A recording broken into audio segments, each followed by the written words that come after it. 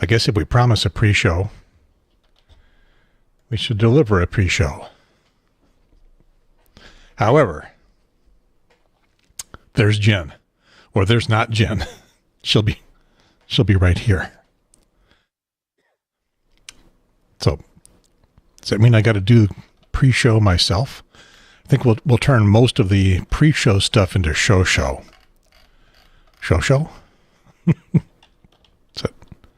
Is that a thing? I don't know. We'll see.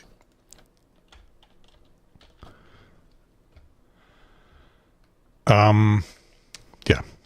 Turn most of the pre-show stuff into show. I am happy to report that last weekend when we didn't do a show, I was actually out of town. Cindy and I made it up to the mountains. Oh, I got pictures, I think. Do I? Yeah, I think. Come on, Google Photos, don't fail me now.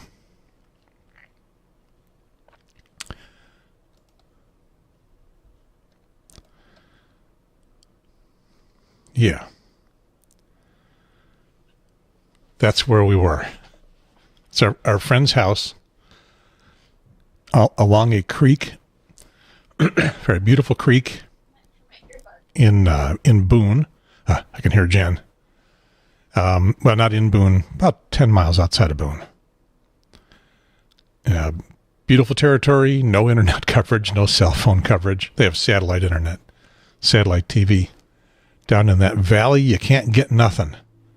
If I drive my car up there, I can reach some ham radio stuff, but just barely. Jen is singing. Oh, there it is. There's my phone. Searching for her phone. So I'm showing everybody where we were over the weekend, last weekend. Can you hear me now? I can. I still haven't put my earbuds in. But okay. You can hear me as a little voice in your earbuds? No. I'm hearing you on my computer speakers. Oh, okay. I have earbuds to put in. They should work now. My phone was capturing them first instead of letting the computer get them. I hate it when that happens. And while I enjoy listening to podcasts, it was the wrong one. Listening to someone else's podcast while doing this one. Okay, I'm going to push a button that may turn everything purple again. No, it didn't.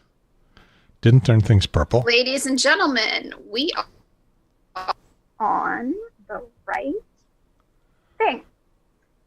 I should be able to hear you now. Okay, can you hear me now? Testing. 1, 2, 3. I can. Yeah. All right. So this is, I was telling everybody, this is where we were over the weekend, up outside of Boone in a very isolated, I mean, it's not isolated like there's nobody anywhere nearby, but there's, the neighbors so what are you're saying is neighbors half mile away. So what you're saying is there's nobody around to hear you scream with joy. Yeah, it would be hard. So this is more of what the territory looks like. The creek, it is Elk Creek. It's always running. And they had a bridge. This is how you used to get to their cottage. Elk Creek got a little angry one day and took out the bridge, took out a neighbor's bridge. And so the third neighbor down had a concrete bridge, and that survived. And so what they did, they putting in a new bridge would cost about as much as building their house did. So they like bought shares in the concrete bridge down the road, and that's what they use now. I feel like this is a modern implementation of the Three Little Pigs story. I hadn't thought about it that way, but it could. And the creek huffed and it puffed and it blew the wooden bridge down. Okay, we need to check out but this. When it came to the one made of cement, it huffed and it puffed and it huffed and it puffed.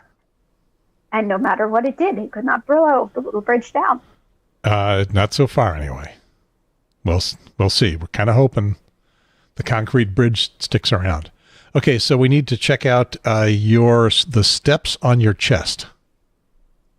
Oh, yes. It is the steps for finding the molar mass of something. It was from back when I was a teacher, and I realized we got to the end of a semester or end of a quarter, and I hadn't given a project. I was supposed to give a project every quarter. So I quickly invented a project for the kids, and I was like, pick anything we've learned this quarter and teach it, make some sort of way to teach it in less words than the textbook takes. And I was like, you get an A if you do that. Please don't make me figure out what a B is. And my students stepped up. Man, they did it. We had like a rewriting of Row, Row, Row Your Boat. A team of girls did identical shirts, and then they made one for me about how to do molar mass. What is a molar mass? It is the mass of 1 mole of whatever the substance is, and a mole is 6.02 times 10 to the 23rd units of that. So if it is an atomic substance, it's 6.02 times 10 to the 23rd atoms. If it is an ionic compound, then it's 6.02 times 10 to the 23rd compounds of that substance, and so on and so forth. If it's a molecule, it's 6.02 times 10 to the 23rd molecules of that substance. I'm vaguely remembering that number from my old electronics education where we would talk about a joule, Joule, of electrons. Avogadro's number. Or maybe the number of a mole. Or maybe it was a coulomb. Joule is similar. Coulomb has its own number. Yeah, this is Avogadro's number. Okay, so not Avocado's number, but Avogadro's number. An old dead Italian white guy, because so much of chemistry is old dead white guys. There's some old dead white or whatever women involved, right? Oh yeah. There are plenty of people who are all old and they're all dead. But they come in different sexes, they come in different genders, they come in different ethnicities and different cultures. But if you get the textbooks that are published in the United States, they conveniently only include old dead white guys. There are no young dead white guys. There are no young dead anybody. It's very focused on old. You have to be a combination of old, dead, white, and guy to make it.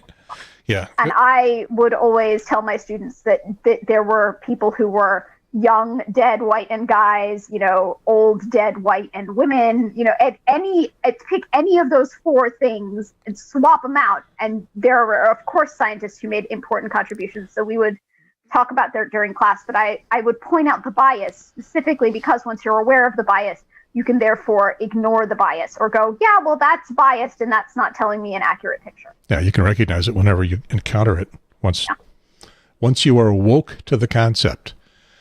So there's a bunch of pre-show stuff. Why don't we just make it show stuff and push the button for the music? So here it goes. From the studio in the bonus room above the garage on the north side of Cary at the foot of Mount Belzoni. Well, wait a minute. Where's this? This is the Triangle Talk Show. Let's cut the crap, kid. I want to know what the big talks are. Just made it in time. I was not holding on to this. Not prepared. We can dance. Another night of hearing myself talk.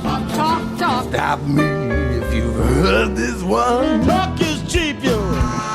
This is not the music you dance to. Less talk and a lot more action. I don't want Talk to me. to knock it off with the yickety yak, the yakety yick. Let's tell it like it is and how it could be. How it was and, of course, how it should be. Keep that motor mouth moving morning, noon, and night. And if you keep on talking, baby, you know you're bound just to drive me away. And sequestered in that studio, I am Gary Pearson. I've still forgotten to change my title from Activish, so I guess I still am. And from the big blue chair at my mama's house, because I'm back there at my mama's house in North Raleigh, where I have just gone on a 2-hour walk all over the sidewalks that exist in North Raleigh, where people looked at us funny for walking, because apparently it's car culture only here, and who is about to have to sneeze at some point because I'm allergic to my mama's heating duct. I am Jen, host of Nanny Cast. And then that makes this the show. Episode 127, December 27th, 2020. Last show of the year.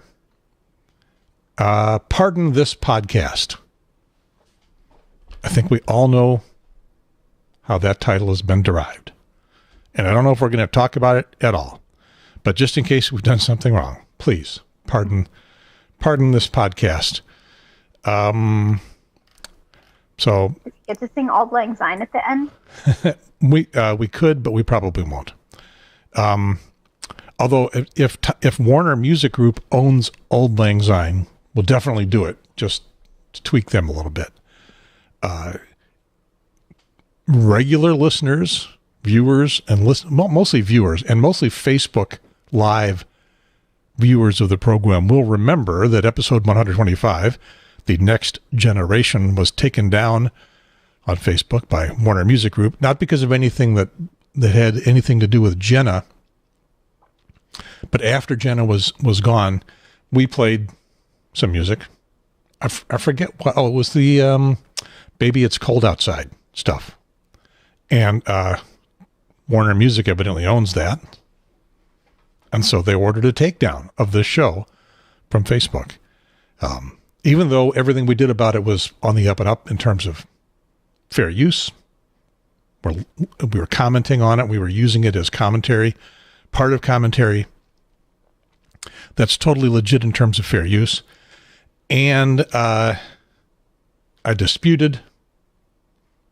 They eventually agreed. I think I've got their agreement here in the, let's see, can I find it? Yeah, there it is. This is on December 13th on Sunday at 8:58 p.m. This is the announcement that I got on my Facebook feed for the show. The Warner Music Group Rights Management accepted your dispute and released their claim on your video 3 minutes ago. So we had done the show on Sunday afternoon at the week prior. So I guess that would have been the 7th or 6th, something like that. Can't do the math in my head. I can't subtract 7 from 13 in my head. I kind of expected you to have, kind of shaking your head in some sorry fashion. No, time math is beyond my capacity. Ask me to integrate and derive in my head. I got you, boo. But time math is no. No, this is just ordinary math. It's 13 minus 7. Well, that's 6. Yes, that's calendar math. It would make it December 6th. So that's when we did the show. They took it down immediately and released it a week later, as Facebook allows them a full week to keep the program off the air, even though I immediately disputed it. And then they finally said, oh, you were right. You had every right in the world to use our music on your show. And here at the very last moment, we are acknowledging that and putting the show back on Facebook Live, or Facebook, no longer live. And they've done that to us twice. So that's my phone dinging. They've done that to us twice. I think that is just their way of doing business. So if you ever think about buying any music from the Warner Music Group, no, you might want to think twice. You might say to them, Warner Music Group, why do you keep taking the Triangle Talk Show, the most featuring the best team of podcasters in North Carolina? There, now I got that face. Why do you keep taking that show off of Facebook Live? Just because they're playing your music totally legally, based on fair use. I was gonna buy your latest. I don't know who their artists are, but I was gonna buy the CD. Does people still buy CDs? There are no CDs. There's vinyl albums again. There are. Yeah, I got a vinyl player right here. Oh, yeah. Wait a minute. Let me get you back to full screen here. There. It plays vinyl records. Do you have any vinyl records to play on it? Does it actually work? I do at my house, but this is not mine. This is my mom's. Okay. Does she? Nope. Got some little thing. Some old 78s. Yep. It plays both. 78s and 45s. So Anyway, if you were thinking about buying some Warner Music Group music, you should first tell them. How you do that, I have no idea. What impact it will have on them, I have an idea about that. Zero.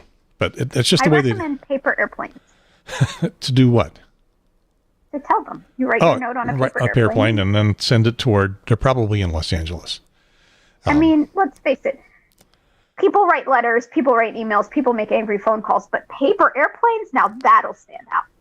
When that arrives at the CEO's desk, hopefully his window's open, because you're supposed to keep... who doesn't like a little whimsy on your angry note, right? Yeah, if his window's open, and the window should be open because with the COVIDs, you're supposed to keep air circulating from outside. So, and from what I've heard, Los Angeles is always a balmy 70 degrees. I think it is. I've been there. I think it was. No rain. Lots of smog. Over on YouTube, there's not that much smog anymore. I remember... Yeah, not with the pandemic and everybody staying home. Well, I remember Los Angeles from the 70s. And you would descend in your airplane into the valley and into a brown layer of haze. And Los Angeles had a smell, a very distinct odor that I don't remember smelling anyplace else. From the air, all the carbon dioxide and stuff in the air, the smog being caramelized by the sun. It was not a good smell. And then it was a decade or so, maybe more, and they put in all their restrictions and regulations and all that stuff we like to laugh at California about. The CARB, the California Air Resource. No, none of that is right. CARB, their regulatory body that enforces emissions and stuff, and that came into being. They got all their catalytic converters and all that stuff that we all benefited from too, because the car manufacturers weren't going to make cars just for California. So goes California, so goes the country. Yeah. So California is leading the EPA in air emission standards at the moment. Yeah. So the EPA is a follower. So then I ended up back in California again, maybe after a decade when all that stuff had been going on. And it wasn't just a beautiful day. I was there for a week and the smog was never there and it didn't smell. And people tell me that's the way it is. It's still not great, but it's way better than it was. And can you imagine how bad it would be if they had done none of that? Probably wouldn't have noticed they had a pandemic. They would have all been too dead of pollution. Yeah. It would have been thick. You could cut it with a knife. That which does not kill you leaves you alive to be killed by the pandemic. Yeah. So meanwhile, over on YouTube, Warner Music Group blocked our video there, but only in the countries of Cuba, Syria, Iran, and North Korea. Because those countries would have had a problem with somebody saying the answer is no, and then continuing to go on and put stuff in her drink. I'm just saying, you try rape somebody in Iran, you see what happens to you. It's not going to be a slap on the wrist in a couple of months in the federal penitentiary like you get here. They start cutting off digits and stuff. Anyway, I didn't bother disputing it because I don't care about those countries, but I should have just out of principle, I guess, but I didn't. I have no plans for copyright busting music on today's show, but I am daydreaming a little bit about the idea of dedicating a program to Warner Music Group by just playing the hell out of all their music. Okay, here comes the sneeze. Make it good. Oh, she's muted herself. Darn. And it didn't sneeze. I can't do it with all the pressure to perform. It didn't. Do you need to sneeze? Should I take you offline for a moment? No, now it's gone. Now it doesn't need to come out anymore. Yeah. It got stage fright. When that happens to me and I'm all ready to sneeze and I don't, I still get all of the post-sneeze congestion. So. Oh, yeah. Yeah, I've got the post-nasal drip from it. Yeah. Now, for me, it's all pre-nasal drip. It's heading right out. It's evacuating and got to blow my nose about 50 times and it'll go away.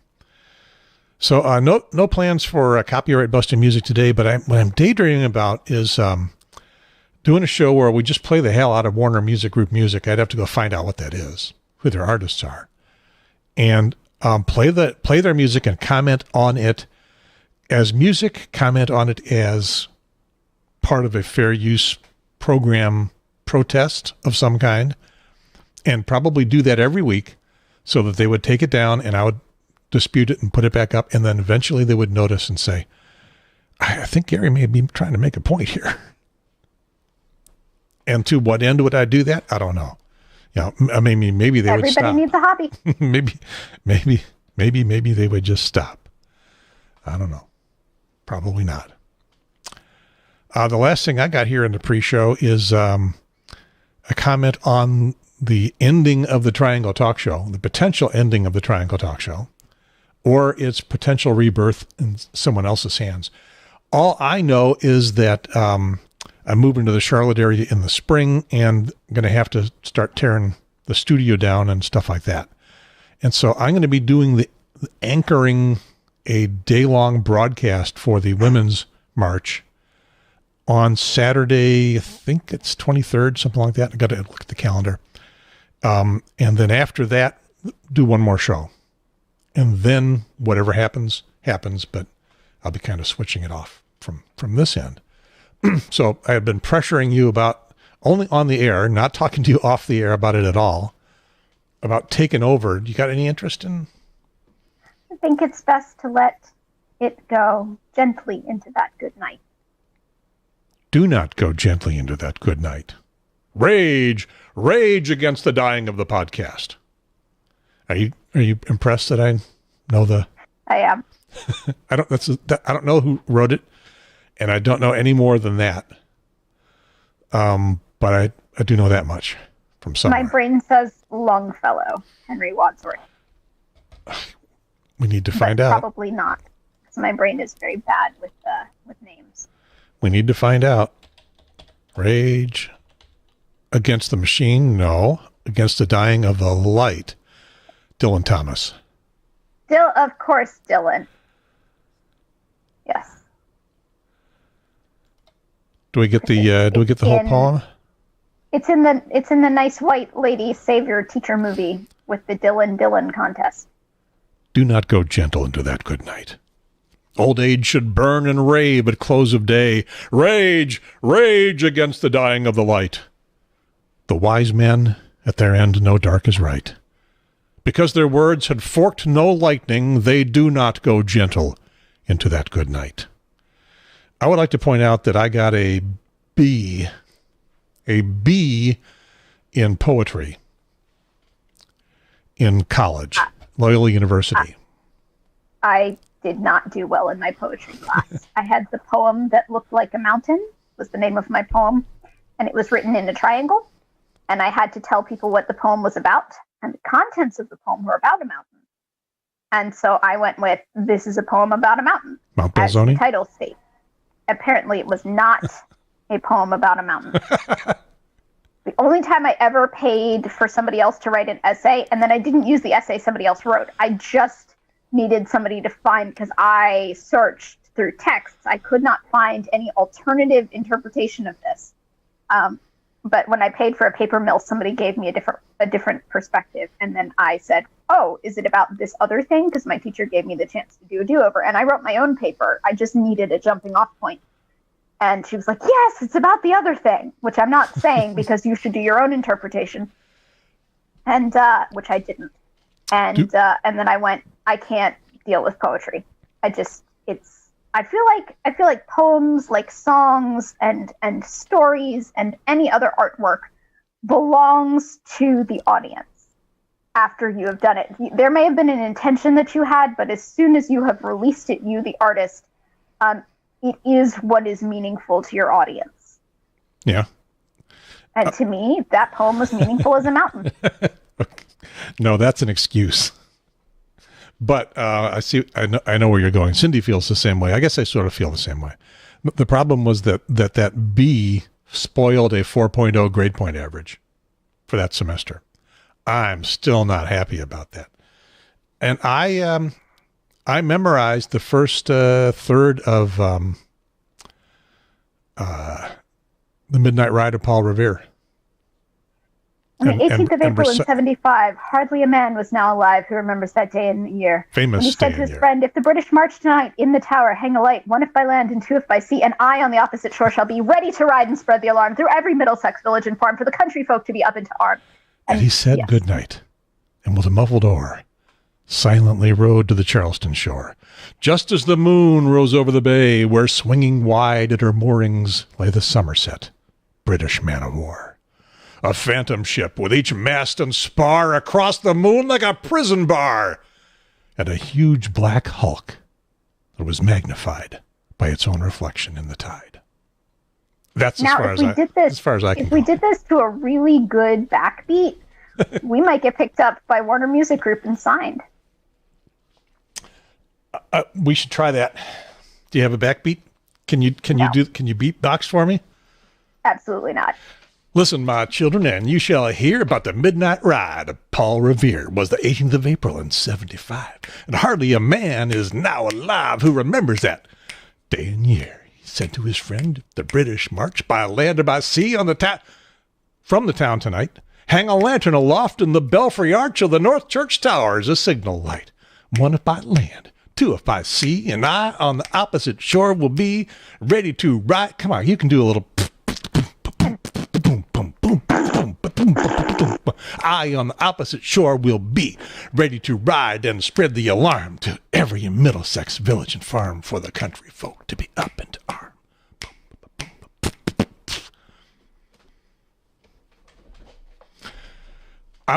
I want you to remember that little episode that just happened for a little bit later in the show, because we're going to do an A-B comparison. That was the A. The B is coming later, and you won't be able to see them side by side. Well, actually, we could. The technology is out there. I'm just probably not going to do it. Anyway, I got no idea how we got there. But shall we recite more poetry? I have no idea. The Triangle Talk Show is a podcast. The absolute best way to consume the program is as a podcast. You don't want to see what it looked like for what we just did. It is a TV show. It's on YouTube Live, Facebook Live, Periscope and Twitter Live. Really, it's a podcast. We talk about anything we want to. We aim more or less at the things that will be interesting to triangularians, which is a neologism, isn't it, Jen? I'll let you have it.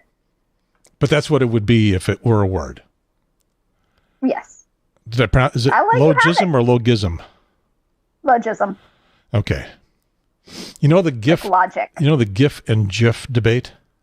Oh, do I know the GIF and GIF debate? Did you receive any GIFs for Christmas, or I guess for Hanukkah for you?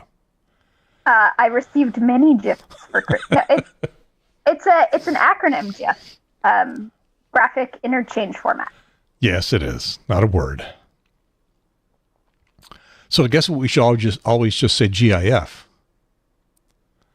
We should, but then people have a habit of turning acronyms into words, or more specifically, finding things that don't have an acronym and making the acronym and then forcing the title to work with the acronym, like CAPTCHA.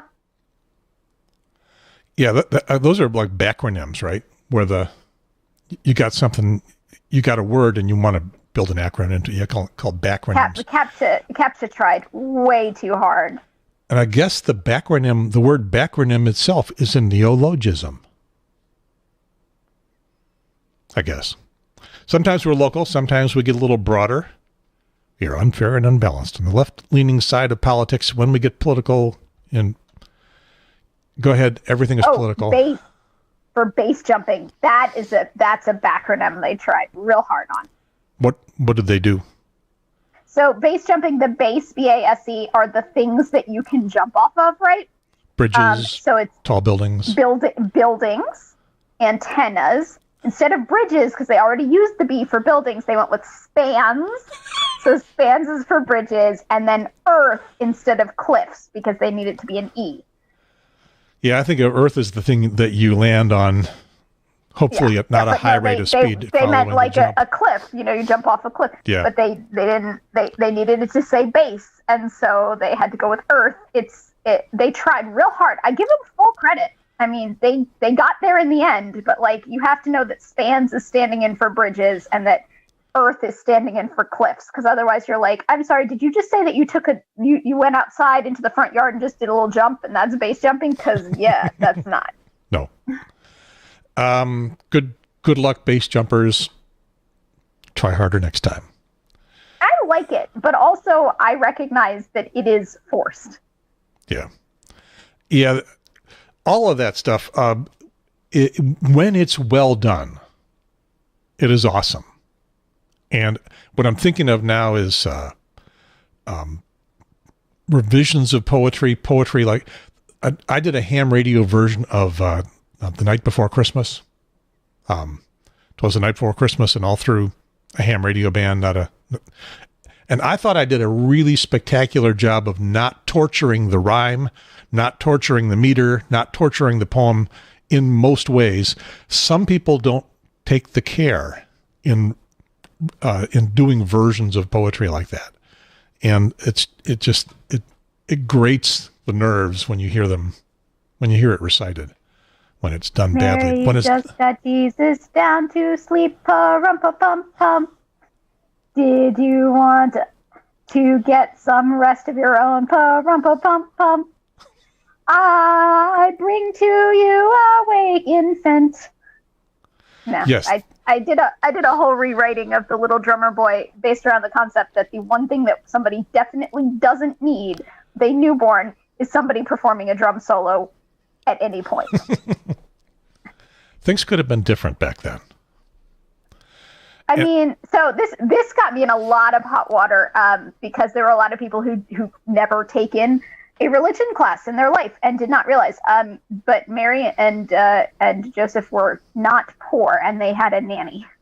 I mean, they slept in a manger not because they couldn't afford a hotel room, but because they were all booked. Yeah, there was no room at the inn.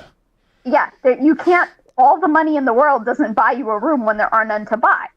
But they were not poor. They had a fully staffed household, and Jesus was born upper class, such as things were at the time.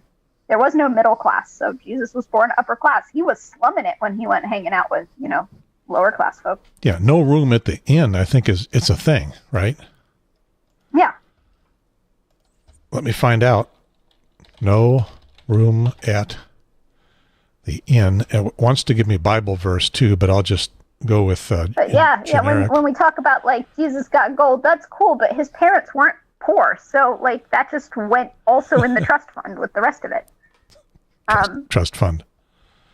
Yeah, but now that like the little drummer boy wasn't necessarily waking Mary, she was probably sleeping. She was probably handed him over to her wet nurse / nanny / slave and was like, "Here, you raise this child." Was the drummer boy thing, was that a thing, or was that just somebody's idea for a song?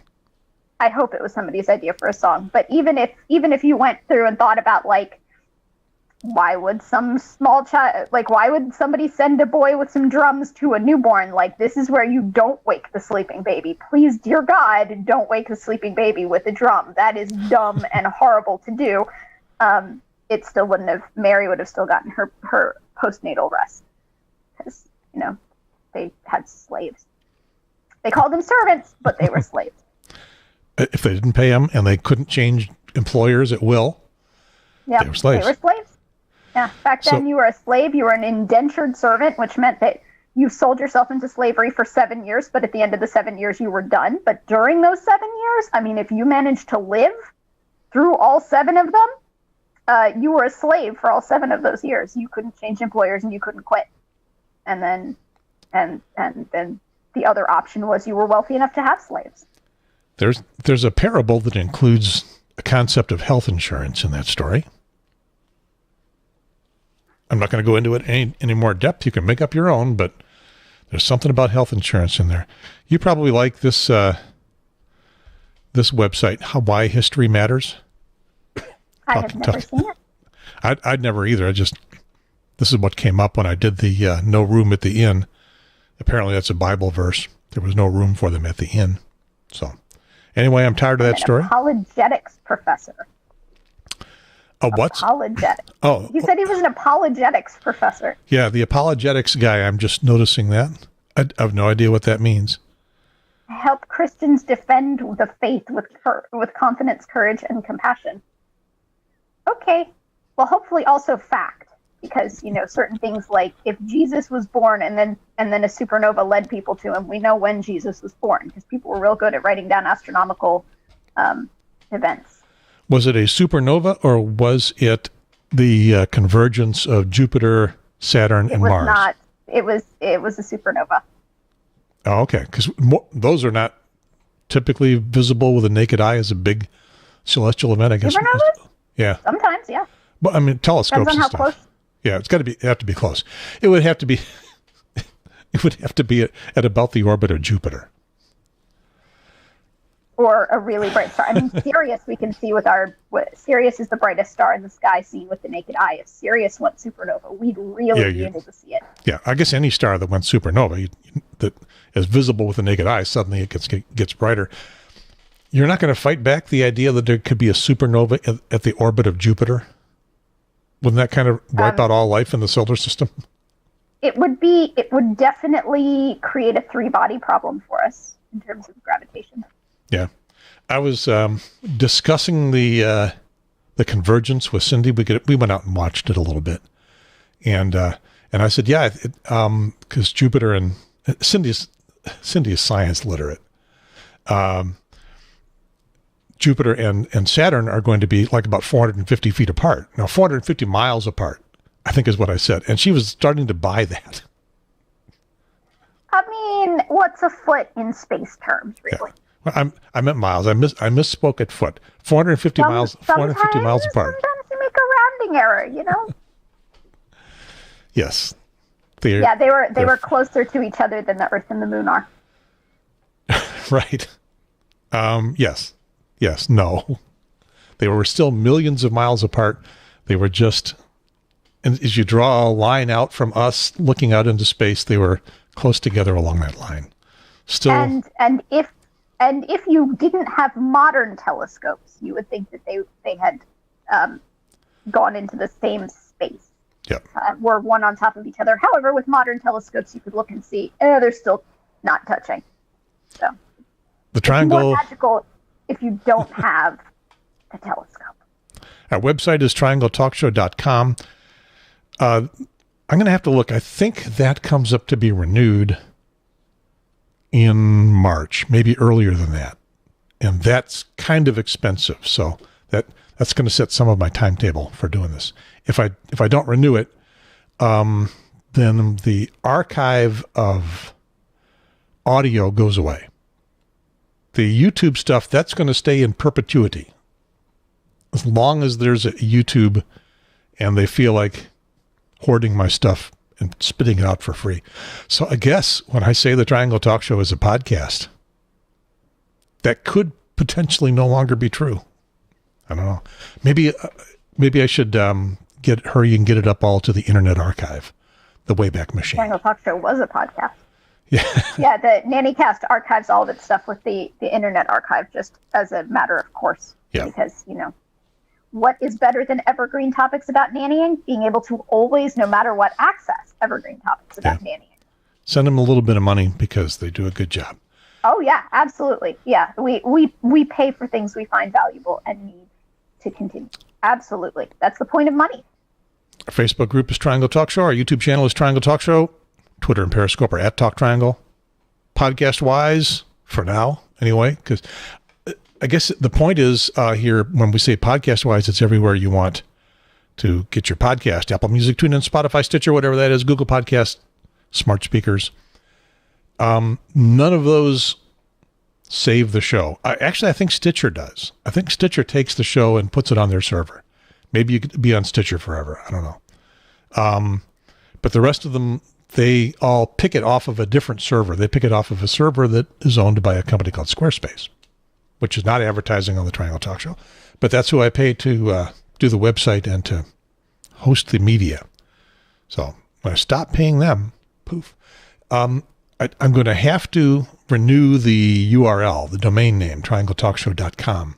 That expires next week. I will renew that because that's cheap. That's like $13. So we'll do that. What else here? We've covered all of the boilerplate. We've covered all the pre-show. It is time for the show. I put my year in review here. I don't see yours. Nope, because I don't know what happened to my year. It's Decemberary and it's Blur's Day of Decemberary, so I don't even know what's happening anymore. Some things may come up. I remember January. It was cold, and now it's now. And I blinked at some point in between, and I watched a lot of movies. It got hot for a while. So my year in review started with cancer. Actually started in 2019. In about this time of year, I had my first chemo, and then a few more chemos in January, and then radiation in March, February off, more or less. And I'm cured, more or less. Yeah, they'll call it a cure if nothing recurs in 5 years. So whatever. So I thought I was going to reemerge into the world after kind of lying on the couch for doing nothing for many weeks, couple months, not podcasting much, and thought I would reemerge into the world and everything would be wonderful, and the world went to shit with the COVIDs. The world got the COVIDs. It was about time for something to go to shit. Why not the world? The one little good news thing about that was that it caused me to go seek people out to talk about what's happening for the COVIDs in the neighborhoods, and it brought you on the show. And here you are. So that's everything else sucked, except I guess we can say that the development of the vaccine didn't suck. That's a good thing too. So yay. In civics, Trump was impeached. What good that did. Yeah. He wasn't convicted because the Senate didn't need any stinking witnesses. They knew what they were going to do. In politics, in the primary, there was Warren, and then, oh well. In the general election, there was Biden, which he got elected. That's better than a sharp stick in the eye. And I think better than Biden getting elected is Trump got beat. I think I'm in that camp. The happier. Biden's here, so I'm going to complain about him now. But at least he's not Trump. Yeah, yeah. He's going to be lightning rod. He had quite a coalition put together to get him over the finish line. A uneasy bedfellows coalition. So. Is a sneeze coming? You almost had a sneeze, and then I got congestion, so I've been blowing my nose. So, whatever. I am deeply allergic to... I used to make fun of the concept of duct cleaning. Like, who needs duct cleaning? Well, let me tell you, folks. I found a duct that needs some cleaning. That's why my face is puffy, my eyes are puffy. Like, it's complete allergies, because I have Benadryl, which I haven't taken yet today, because I'm a stubborn old lady. And it completely cures it, which means it is an allergy. But yeah, it's the definition of moldy oldie. I don't know if there's any mold in it, but old dust. Yeah. So yeah, clean your ducts. We get our ducts cleaned fairly regularly around here. I thought it was a ridiculous concept. Like, that's the whole point of an intake filter, is to keep the dust out of your ducts. Oh, some of it. Well, and plus you got to change the filter a lot. I mean, I change my filter regularly. I thought that was what homeowners are supposed to do when we do that, right? Cindy does that, not me. I would have never done it in my life, but Cindy did it often enough. I have permanent filters, so I just toss them in the dishwasher, run the dishwasher with a little vinegar. boom, back in the furnace it goes. Okay, so you may be thinking about that vaccine, and it's not just coming, it's here, not for everybody, but have you wondered how you're going to get in line to get it? I know that I am not in line because I have an EpiPen. Woo! And it's an EpiPen for something not at all even remotely in the vaccine, but because too many people with EpiPens have had anaphylactic shock, all 7 of them, out of hundreds of thousands of people who've received the vaccine, all 7 people who've had anaphylactic shock with their EpiPens and then stabbed themselves with the EpiPens and been completely fine. I am now on the not recommended list until they figure out why 7 people with EpiPens had a negative reaction to the vaccine. I would like to point out that 1 in, I think the number is 100,000 people, have anaphylactic shock for Tylenol. So this is a lower number than for Tylenol. And way lower than peanuts and stuff. Oh, yeah. I had not made the EpiPen connection, but I imagine that they're going to find something that they can do prophylactically, something they can do in advance rather than waiting for you to have the reaction and then use the EpiPen.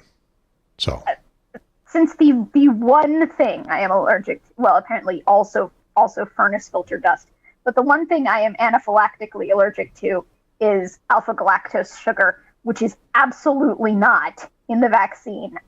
I'm fine. However, because I have the EpiPen and nobody wants to get granular about it, they are recommending that I be held off to the side and wait.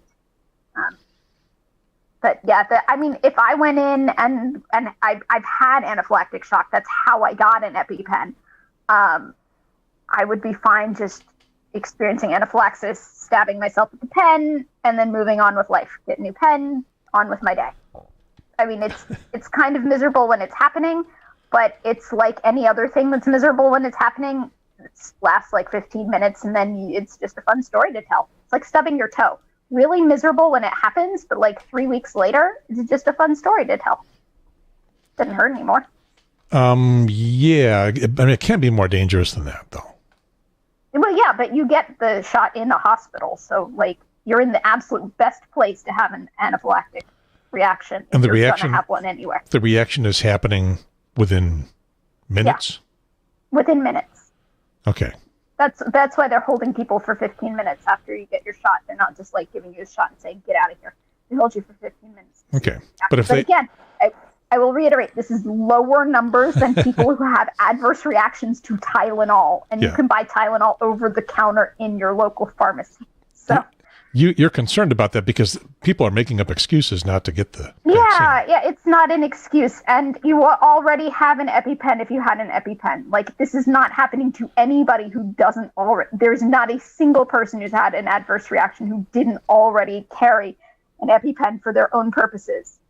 So if you were on hand and therefore used it and survived, like there is still a 0% mortality rate here. So if you were to go, or morbidity rate rather, yeah, no, mortality, a 0% mortality rate. If you were to go, you would tell them. They don't know in advance. My doctor knows, and therefore my doctor was the one going like, hold on. Have you talked to your doctor specifically about it? Yes, and I pointed out that like, if we look at the logic and the facts, though, I'm okay. And my doctor went, yeah, but the recommendations. And I said, who do we complain to? Like, who do I get a waiver from? Who do I go, hey, I understand what you're doing, but see, the thing that I'm allergic to is not in this vaccine, and I'm only allergic to this thing, and we'll be fine. And my doctor went, I don't know. So they're going to do the abundance of caution. Yeah. But yeah, you show up. If you have an EpiPen, you carry the EpiPen all the time. And if you don't carry the EpiPen all the time, shame on you. Because you're supposed to, because that's the whole reason you have the EpiPen is because you can go into a life-threatening anaphylactic shock. Yeah, Cindy. Upon exposure to your allergen, and you never know when somebody is going to surprise expose you to your allergen because, you think you're doing just fine until somebody glitter bombs you with whatever it is you're allergic to. Cindy, my wife, carries one around because of strong allergy to bee stings. Yeah, you never know when somebody is going to glitter bomb you with a whole hive of angry bees. Yeah, right. Like, good morning, lady. Boom. Enjoy your angry bees. Like, you never know. There are trolls in this world. So I went looking for how we individuals know that it is time to go get a shot. Is there somewhere we can sign up? Is there a database? Do we call our doctor or whatever? This is what I found. And I'm not going to say that this is it. I don't know for sure, but it has some stuff in it that it looks right. North Carolina COVID-19 Vaccine Management System, the CVMS, the COVID vaccine, CVMS is COVID Vaccine Management System, recipient portal. See, this is a tortured acronym. Oh, well, we're not trying to pronounce it. Yeah, I know, but they didn't even go with something easily pronounceable. Yeah, that's the government. They could have called it MaskV. Okay. Or VMask. It's the government. So this is the user guide to the recipient portal. Recipient, well, that would be you and me. Us. And it's the management system, that is them. And now they have a recipient guide. It's not like I've been led to this by any media or whatever. I did a Google search about finding out about getting the vaccine. How do I know? And this is what came up. It was hard to find. It was kind of deep. If you have any questions, submit them to CVMS-help. I'm going to blow up that email address. I'm going to blow it up. At dhhs.nc.gov. CVMS-help. I'm right that the thing I'm allergic to isn't in the vaccine, so I should be considered normal. Okay. I should be a normie. So this isn't huge, 37 pages and all the way down to the appendix. And we're not going to go through this. We're not going to do PowerPoint paralysis on this. This ends quickly. But yeah, they did not follow the rule about no more than 7 words per slide. Oh no. Well, I don't know if this is designed to be a slide. It was a PowerPoint. I guess that means it's designed to be a slide projected somewhere that someone talks to. I don't know. I didn't see it there. They just said, here, download this and it'll tell you everything you wanted to know. If any of you listeners are looking to up your PowerPoint game, there is a rule of thumb. No more than 7 words per slide, preferably fewer. Yeah, and don't read us the slide. Oh, that's in the presentation part. But in the designing part, it's no more than 7 words per slide, preferably fewer. Yeah. I will have to read you this slide because you're in the audio audience. The audio audience is going to be delayed quite a bit because I forgot to push the record button. And when I did, Wirecast yelped at me. So I'm going to have to wait until Facebook and YouTube have rendered this out and I can download the video. And that's going to take till tomorrow. So audio audience doesn't get this till tomorrow. If you're in the audio audience and you're listening to this, it's still your today, but it was my tomorrow. Does that make any sense? It's Blur's Day. It's all the same day. As the COVID-19 vaccine day. I don't go to sleep at night. I just take a quick nap. That's all. It's all one big continuous day. Sometimes it's dark, sometimes it's light. It's the same day. We can have eclipses in the day. It's fine.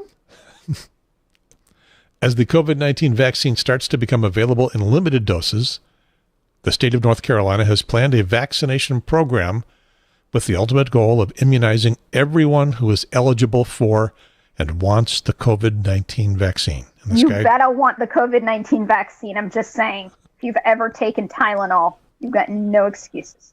In this guide, which you probably never come across before, I will give you a link to it in the on the website, so you can go find this for yourself. In this guide, you will learn how to create your own account on the CVMS recipient portal. And I will give you a spoiler alert. You can't do that today and unless you are in the very first wave of people. You can create your account. You can complete the vaccination questionnaire. You can update your personal information if needed. And then finally, you can view your proof of vaccination after you have gotten it. And when you go to do that thing on the portal, you will need to use Chrome, Firefox, and Safari. Internet Explorer, well, Explorer it's supposed to be, but they just say Internet Explorer will not be supported now. I mean, Windows 10 doesn't even come with Internet Explorer anymore. It comes with Edge. Edge, yeah. I don't know if they don't list the word Edge here. They don't mention. I just want to add the thing that I have done the most of during Blur's Day, the pandemic, has been to tell, I don't know how many people use Chrome browser for just about every digital thing they want to do, because if you don't, you generally have trouble on the internet. So just use Chrome. As a business owner, there was a time when I had to deal with the North Carolina Department of something, telling them how much business I did and how much money I made and things like that. That only worked with Internet Explorer, Internet Explorer, and an old unsecure version that was no longer being updated. They make a Chrome add-on where you can fake having Internet Explorer so you can get past that particular bit. Yes, it's the North Carolina Secretary of State, and it's for filling out forms that you need to do related to any business you own. Yeah. I have a beef with the Secretary of State. I filled out my annual report every year, and they wanted you to describe your business or name your business or something. And at the time, I wasn't talking about the Triangle Talk Show. I wasn't talking about the Ham Radio Now show. I was talking about the freelance business that I did. It was just, my name incorporated. And, well, what's the business? I said, well, it's audio, visual, production, and engineering. And for 9 years, that was fine. And in year number 10, they kicked it back and said, not acceptable. It's the same thing. I didn't change anything. And it took me a while to find a human being who could figure out why it was not acceptable. It was the word engineering. I'm not a licensed professional registered engineer. And evidently the Registered Professional Engineering Union, and I'm kind of generally a favored union guy, but their union had its hands in North Carolina enough to say, you can't say you're union unless you're ours. No, you can't say you're an engineer unless you're our engineer, registered professional engineer. So I had to take engineering out of the title of the description of what my business was. Audio, video, production, period. I design studios.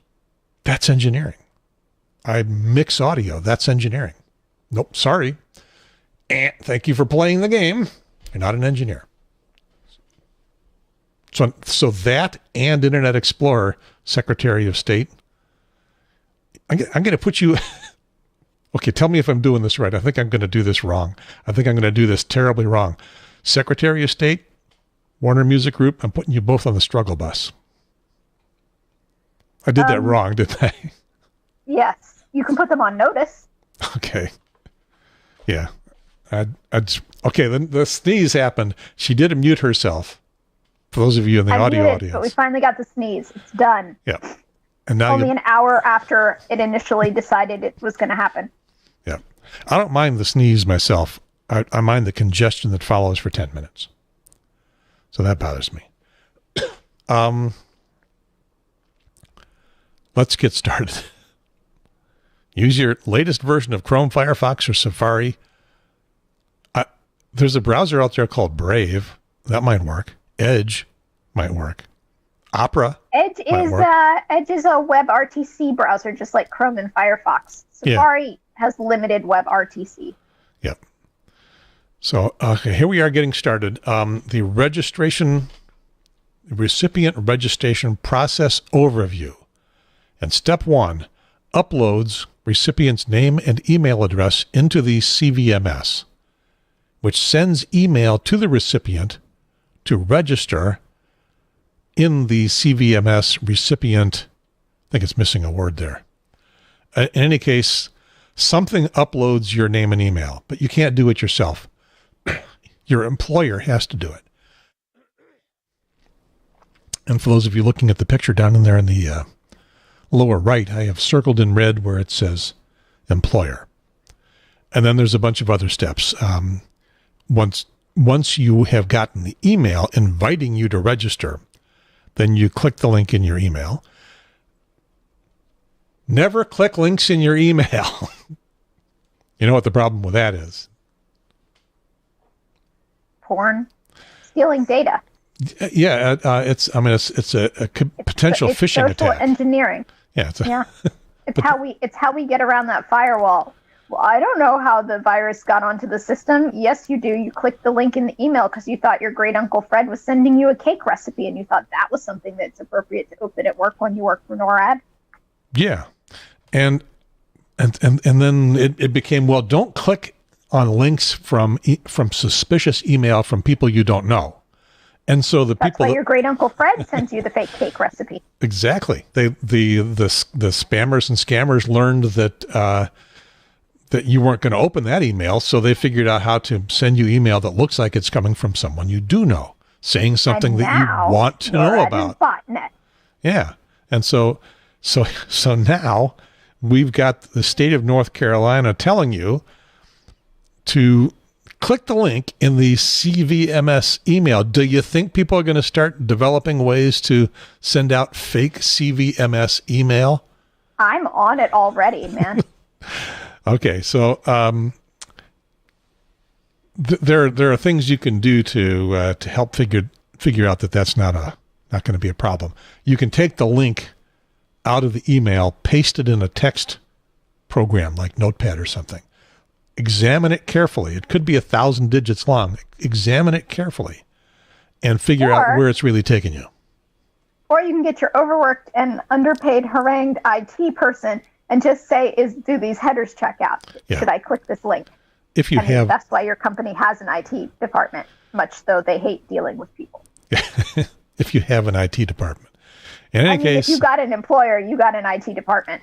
Well, I guess. Yeah. Your employer may be the IT department, but you've got one. Yeah, sadly, I was kind of the IT department for most of the companies I worked at, and that wasn't very complete.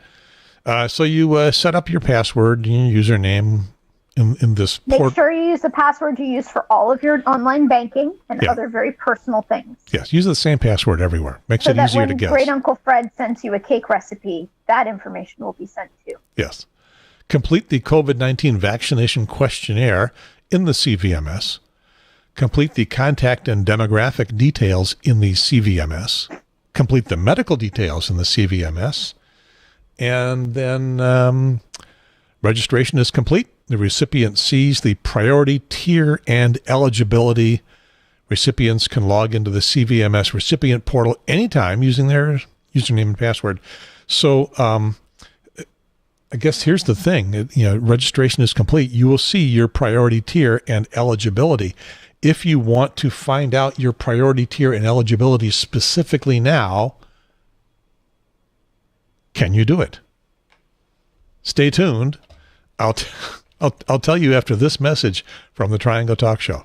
No, I'm not going to wait and force you to wait. I'm going to go right now to it. During this phase of vaccination, only recipients invited by an employer selected by the state as high priority will be invited to register. Let me repeat that. During this phase of vaccination, only recipients invited by an employer selected by the state. My turn to sneeze. Oh, I should have left the microphone open. That would have been fun. You don't know. It's dead air. He could be sneezing. He could not be sneezing, because if you're on the audio-only podcast, you don't realize we're still staring at the sentence during the first phase of vaccination. Only recipients invited by an employer selected by the state. And they capitalized the state. High priority will be invited to register. Right. Okay, so. The state. The state. The state. Working this backwards, the state selects the employer that has high priority people. And, I got a message from the Women's March. Go away. And now I've got all that congestion. The state selects an employer with high priority people, invites them to register. They send your information up, and then you get the email, and that's how you find out. And if you're not in that thing, If you're not if you don't work for a hospital. Pretty much, yeah. Or maybe a police department or something, or jail. As far as I'm hearing, it's only hospitals. And even then, it's only specific people in the hospitals. I mean, the only people that I know who have gotten vaccinated already have been true, honest-to-God, frontline ER, ICU, critical care workers. They're not even vaccinating, like, the cleaning staff. And they should, because their level of exposure may not be quite as high, but it's still pretty high. Although good luck having an ICU if you ain't got nobody to clean it. Yeah. Yep. All right. So we have learned. What have we learned? We've learned that that everybody needs to hurry up and wait. Yeah. If you wanted to find out what your tier is, just exactly where you fall, you can't. Not right now. If you got the email from your employer, if you're one of those people, then you got in the email, or you will soon, and you can go register on this thing and find out just where you are. The rest of us... I will say my buddy who works in the histopath lab, he got vaccinated. So there's that. Do you think he got the email and did this portal thing? Mm-hmm. Okay. Yeah, and he got a little button that says, like, I got vaccinated for, and then it has a big, like, syringe that you're supposed to write your reason in. Except it's super small, so you've got to write in like size 6 font. Good luck having that kind of a handwriting. Okay, I'm now in the wear it around and try and encourage other people to get vaccinated. Like, I got vaccinated for being a good person and a great member of society, and not trying to let you all die of a pandemic. But you can't fit all that in the bud. I got vaccinated for me, like me would fit. Yeah. Vaccinated to protect you. But that doesn't fit. It's too big. It's too many words. Also to protect me. Yeah, you got to write in like teeny tiny font, and then we're in a pandemic, right? You're supposed to stay 6 feet away from me. If you do manage to write in that tiny font, and then somebody else is going to be like all up in your chest trying to read it, and they're going to be too close to you. For those on the audio only podcast, Gary is now all up in the mic or in the camera. Yeah. Yep. Yeah, it's I give the hospital he works for massive props for the attempt. And maybe, like, I can see that they're experiencing Blur's Day as well for the thought process about, like, the actual results of their idea that they had there. I've been around hospitals a lot recently. My friend who had the brain surgery, visiting and helping their deal, because his wife is almost deaf, and a lot of important information gets passed to you as you're in the hospital. So between Cindy and me, we spent as much time with her there as possible. This was at Wake Med. They have a one visitor rule. And if you are that one visitor and you come in, you can't leave and come back. Although I think I saw somebody coming back who, went out, I don't know, lunch, parking lot, whatever. And they had to work hard at it and eventually got a waiver so that they could have two people. One is essentially the interpreter for his wife, and that helped a lot because people are always coming in to relay information after you've had brain surgery. And this is, very invasive brain surgery. You're not thinking real clear. You got a lot of drugs on board anyway, but even after that, your brain is forming new pathways, making connections, and you're knocked back. You're definitely in Blur's Day. Yeah, as he described it, lost 100 IQ points. So I've been spending a lot of time there, and I think they take the COVID stuff pretty seriously. Yeah, everybody's wearing masks. You get the checks in advance, but the COVID stuff is devious. You can be contagious without symptoms.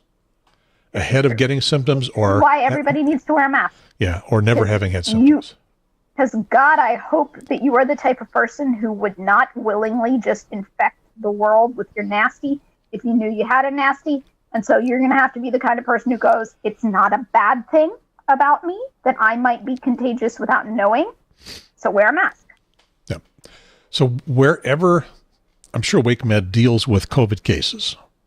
wherever they do that, it is away from everything else that we saw. And we were in, we're in ICU. We were in, regular surgical recovery. We were in rehab. All of that stuff would be involved in people who have had or who are in the hospital because of COVID.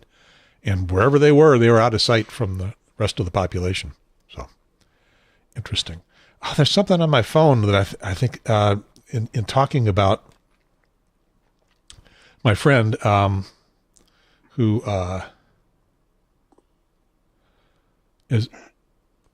cannot hear that well, that I discovered an app. And let me turn down my phone's brightness so I can put it on the micro cam here.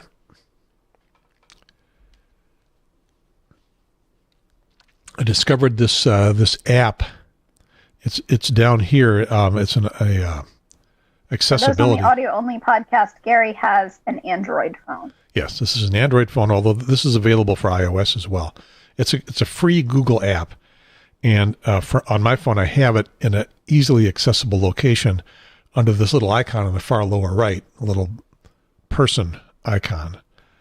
And when I turn it on, it is ready to print everything I say on the screen rapidly as I say it. So they call it a transcription app, not translation, transcription. Don't even need to put in the punctuations. And it is pretty fast and pretty accurate.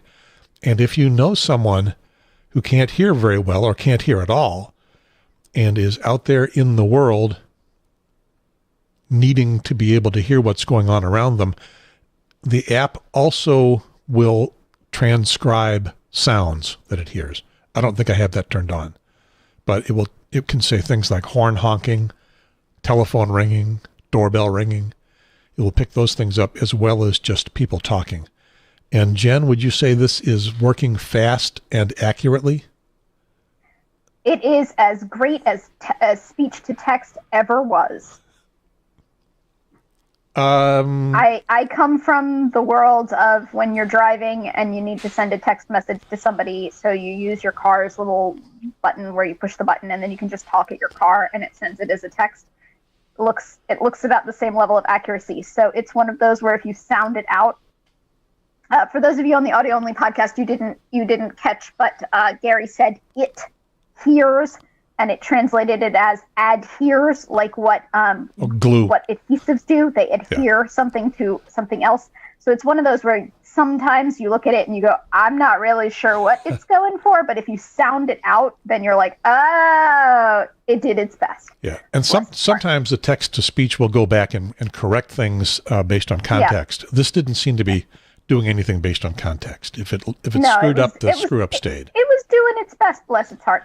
And I'm sure that the speed with which it processes is dependent on the processor you have in your phone. I have a much older phone, so I'm sure mine would go much slower.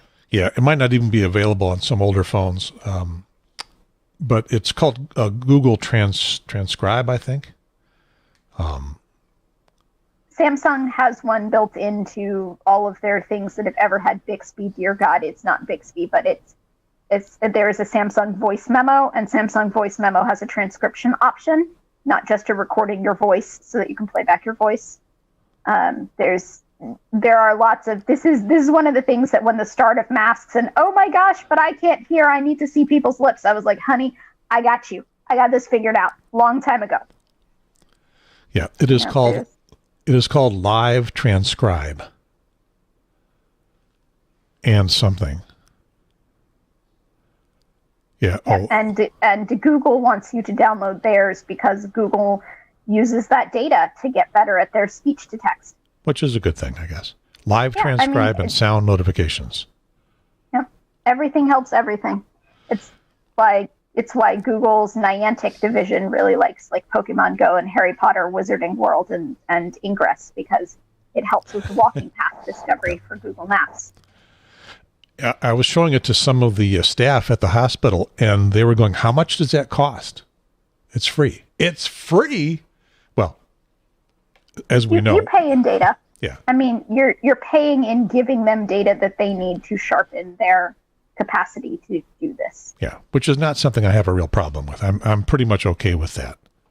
Someday it might come back and bite me in the butt, but the number one thing I think that anybody ought to be concerned with about things like that, and except for maybe if they're going to go then apply for high security government jobs and stuff might come back and bite them, it's worrying about health insurance companies denying you coverage based on something that they have learned from your social media, which goes back to there shouldn't be any insurance companies to deny you anything because we should all be covered by the government, which should cover anything no matter what.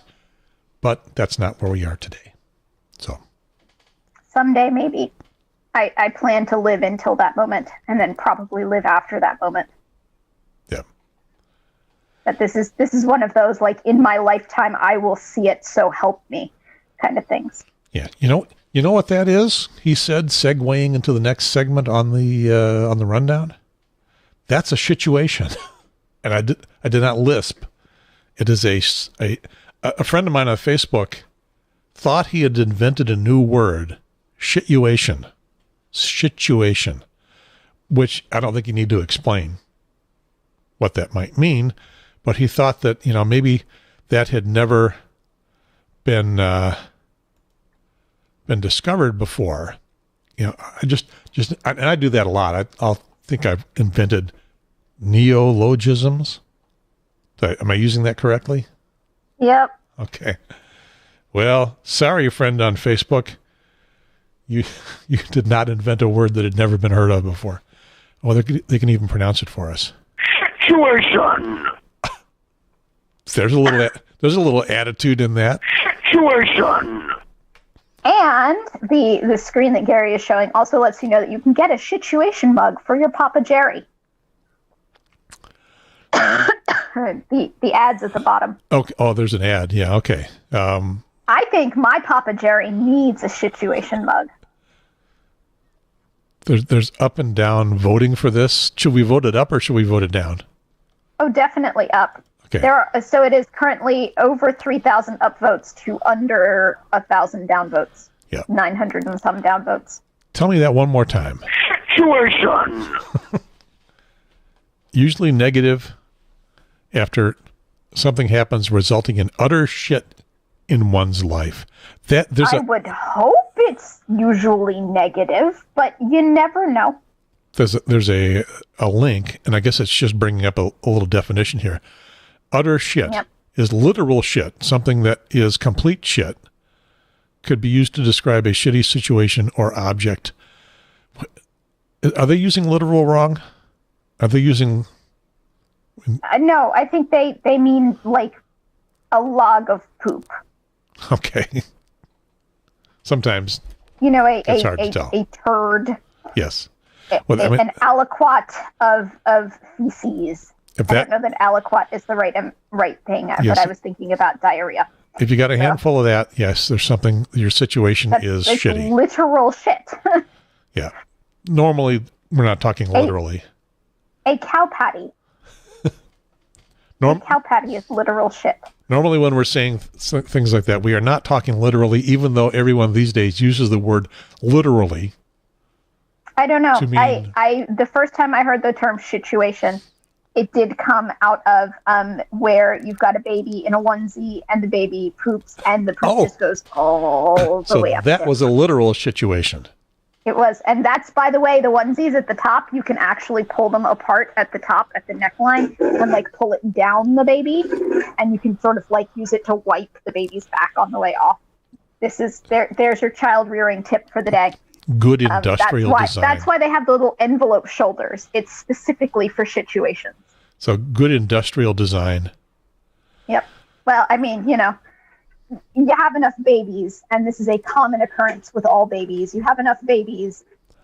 At some point, somebody's going to go, we should probably plan around this. And we can sell it. Yeah, because we can sell. The people who can deal with the situation more easily are more likely to buy your onesie than the onesie that's going to be awful when this occurs. It's a selling point. It's an improvement. It's an innovation. There's a question for you. What's the difference between innovation and improvement? I'm going to go with innovation is the first time something is figured out, and improvement is something that's already been around and gets better. So I got it right? That's how I define it. Do I get a gold star? That is not, however, that's not right. The way that Silicon Valley defines it. Oh, so their innovation is an iterative improvement. Yeah. Yeah. Yeah. And that's just we that is mere innovated puffery. The pencil instead of being actually round, we put little hexagon shaped sides, so now it doesn't roll off the table. We innovated. I'm like, that's improved, maybe. Let's see what the various dictionaries want to say about that.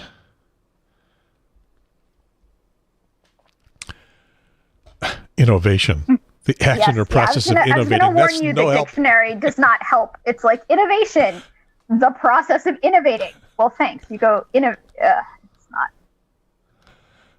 Yeah, what is innovation in simple words? Innovation is creating new value, right? Value. So when you take the round pencil and you make it hexagonal, which, by the way, listeners, that is the timeline. That's the timeline on pencils. They used to all be round, and then they got turned hexagonal. So your hexagonal pencil was turned hexagonal to keep it from rolling off the table. So that was creating new value. So therefore, technically, it is an innovation, but I would call that an improvement. Well, evidently, you and whoever this dictionary is, all right, innovation. Oh, no, this comes from innovationmanagement.se. So we're asking the fox to define the hen house here. Okay, Merriam-Webster. I trust them. A new idea, method or device, novelty, an introduction of something new. There we go.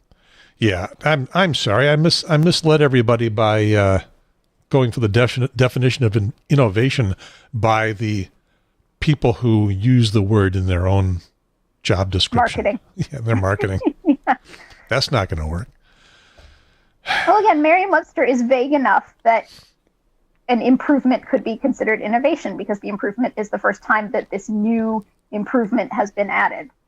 But I like to think of innovation as a complete new invention. Yeah, well, I can see why they do it for their marketing. New and improved. Innovative, new, and improved.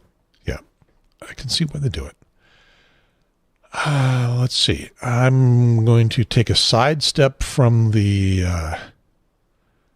show notes and take a look at a picture, and then. While you're doing that, I'm going to order my Papa Jerry a situation bug. Well, I need you to look at this picture and tell me what you see. Santa cookies. Yes, I have seen this. Yes. Do you know what the deal is? No. This got, I don't know if it got pulled from Target, but it got Target a lot of criticism. Why? Because the bottom bit looks like a penis? Yes. Do you see it right away? Yeah, because I'm around boys who see penises everywhere. Yeah, it is 3 cookies. I'm doing your job. It is 3 cookies lined up vertically, all decorated to be in a package as one package, looking like something. The top cookie is a Santa head with Santa hat minus the little beanie part on top, eyes, nose, frosting, and a very curly frosting beard. Yep. The middle is Santa's torso, a red suit on top. The white part underneath, when I was looking at this first, I wasn't seeing what the issue was, and so the bottom half of the Santa torso. It looks like a black and white cookie that somebody did red and white instead of black and white. Yeah, if you're familiar with the deli black and white cookies. Yeah, although I think this is a frosting, maybe coconut. Yeah. Maybe, it's But fuzzy. that's not the issue. The issue is that that the very bottom cookie, which are two boots turned out in Mary Poppins fashion, because if you've ever seen Mary Poppins fly through the sky, she turns her feet out. So these are two brown boots turned out with a fur trim on top, which looks like ejaculate on top, and then the boots turned out look like a scrotum. Yeah. Could in fact look like a brown a penis and scrotum with ejaculate on top. If you really, really, really feel the need to see pornography everywhere. My observation. In which, I was just saying, Target could just go get your mind out of the gutter. Our cookies are delicious, but they chose not to. I think they probably banned them. My limited panel of observation was that women saw this immediately and men went, huh? What? That's because y'all men be drawing penises all over walls and shit. We know what you think a cartoon penis looks like. You think the balls are included. Fine. Well, here they are. And once it was finally pointed out to me, I'm looking, well, it could just be race, but it could also be that this is someone who had not called his doctor after 4 hours of the Viagra. I mean, if I were Target, I would have just told people to get their mind out of the gutter and enjoy the delicious cookies. Yeah. Yeah. So whoever designed it at Target probably, at the supplier that sold it to Target, probably never noticed it. But if they did. Not. I mean, there are cases that are very clearly genitalia shaped, but this one had buckles on the shoes. I mean, here's a PSA. If your testes look like that, you need to see your doctor about a potential STI, because you should not have markings on your testes that resemble shoe buckles. Right. You should not. Yeah. Okay, so it's commentary on the sad state of the population in America today. We are a nation formed by people who were fleeing the liberal values of Europe because they were not, the pilgrims were not liberal. They were not people who embraced the concept of sexuality as a good thing. We are a nation formed by people who are shamed by the concept of sexuality and genitalia. We are formed by people who think nudity is a problem. And there are people who are, and I know it got made fun of on, I can't remember the show, Modern Family, maybe, the Never Nudes, but there are such people in this world right now, and they've gone with the, and companies have kowtowed to that. Like, we don't want to offend anybody. Listen, you got to draw your line in the sand somewhere. In olden days, and I recommend drawing the line in the sand of going, hey, anatomy is not a problem. I need to sing a song. We have bodies. Bodies are not problem. In olden days, a glimpse of stocking was looked on as something shocking, but heaven knows, anything goes. Not my favorite song, but it seemed appropriate. I mean, at the moment. I'm showing my wrists. This was... Oh, my God. Let's see your ankle. Can you show your ankle? My ankle has a tattoo. Oh, look. Can we tell what it is? If you can, you deserve to be in my fraternity. Okay, I'll try to isolate that picture and put it on the website. We'll see. You remember the show we did with the folks from Stop RDU Quarry? Yes, and I've seen that there's no. Well, hopefully they're still stopping. There's still another step we can take, but why do you want a quarry there anyway? Damn. Yeah, Court of Appeals sided with the airport over the lease of the airport land near Umstead for a quarry. There's an option for an appeal. I don't think they've announced whether they're going to spend the money and try to do the appeal. Looking at the details of the story, it was one of those, I don't really care what you said. Everything you said, I don't really care. That we're going to do what we want to do. So, over there in Orange County, which is where you are, there's a proposal to put in a giant... It's not quite Orange County. It's a little further out from us. I guess technically it's still Orange County. Is Eflin still Orange County? Yes, because they use our recycling. So yes, they're still Orange County. Okay. It's called Buc-ee's, BUC-EE''S. It is a fabulous chain of gas stations. Like, I have been to the Buc-ee's. They are a destination location. But the environmental impact of this particular Buc-ee's is going to be a right disaster. Never mind the traffic. I know a lot of the residents, and Heather, who was on earlier in the year representing teachers, she lives right near where that Buc-ee's is proposed to be put. I know that she's mad about the traffic. You know, she likes her road having only a certain number of cars going down it. It's going to have more cars. I understand that, and I'm not trying to belittle that, but there is a bigger issue here, and the bigger issue is the environmental impact. Because the thing about the Buc-ee's is this isn't the first Buc-ee's to ever exist. And all the other Buc-ee's have had certain environmental problems. But the location of this, plus those certain environmental problems, is disastrous for the Eno River watershed. Okay, so that's the problem. It's in a watershed. Because, I mean, it's right along I-40. We got lots of travel plazas. I-85. It's right along I-85, not I-40. It's where 40 and I-85 come together, and then it's technically I-85. Okay, so the okay. In any case, is it exit east of the truckway station near Greensboro, near Burlington. Okay, so I mean, I'm thinking we have these things along the interstates all the time. They may be big deals individually, locally, but as you drive down the interstate, not every exit, but many exits have travel plazas. And this one would be more than just a big gas station. There would be shopping and maybe even apartments and other stuff. Fun. I've been to them. I enjoy them. They've got great bathrooms. I really like them. Maybe I wouldn't put it where they want to put it.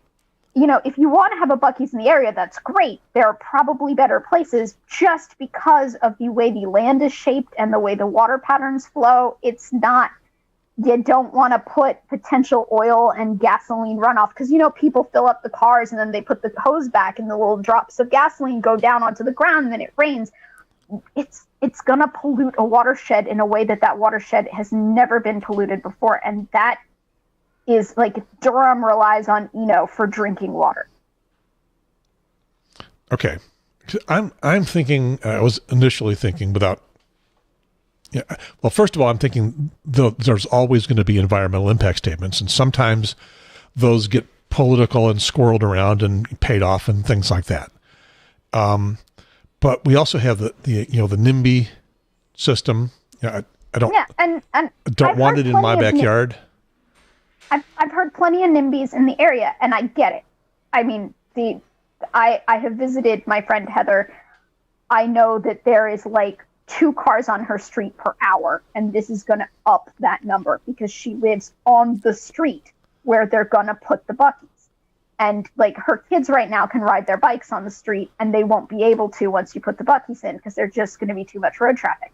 And I get the NIMBY argument. But the road traffic would last. The road traffic would last for half a mile. Yeah, off the highway and into their parking lot, and not any farther than that. She lives right next to it. I mean, there's residential properties right next to it. Yep. This is a I don't know how the zoning goes, but this is a residential area where they're going to plunk it down. I mean, it's surrounded by single family homes. That's it, and I don't want that. And I've noticed that in an effort to sort of, and I'm ascribing motive, and I shouldn't be ascribing motive here, but it seems to me that in an effort to hide the environmental impact, there's a lot of focus being put on the NIMBY thing so that nobody has to talk about the environmental impact. And I think the environmental impact thing is the more important thing that we shouldn't, because people's opinions about how they feel about a neighbor can change. But clean drinking water is either clean or it's not. There are generally official scientific studies done when something like this has been proposed. Yeah, and it hasn't gotten far enough in the planning for that. Yeah. So I mean, it just hasn't. The only thing that's happened is that that area, because as I said, it is residential, has been rezoned to allow a commercial use. That particular plot of land in this residential area has been rezoned. Yeah. That is all that has happened so far. Not a lot of land around the triangle that is available for commercial development that hasn't already been somewhat developed. I mean, there are forested areas that have not been developed yet. There are some, but they're disappearing fast. And I understand why Buc-ee's wants to come in. It is a wide open market. There is no, I mean, there's like a couple miles west on I-40, I-85 merged. You'll get to a Sheetz and a Love's and not a Love's, the other one, the other travel place. Pilot. A Pilot. But it's their other brand, but whatever. Yeah.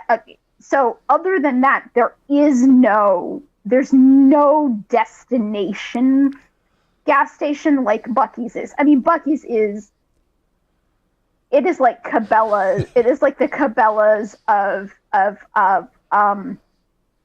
gas stations. Like Cabela's, you go, sure, you can go and buy, a tent because Cabela's is a camping store. But also, like, they have rides and they have snacks, and you can like go on a little log flume, like in a store selling you tents, right? So Buc-ee's is that level of like destination shopping. Like, you can fill up your car with gas, but more importantly, you can have a ride with the Beaver, the Buc-ee's Beaver, and it is fun.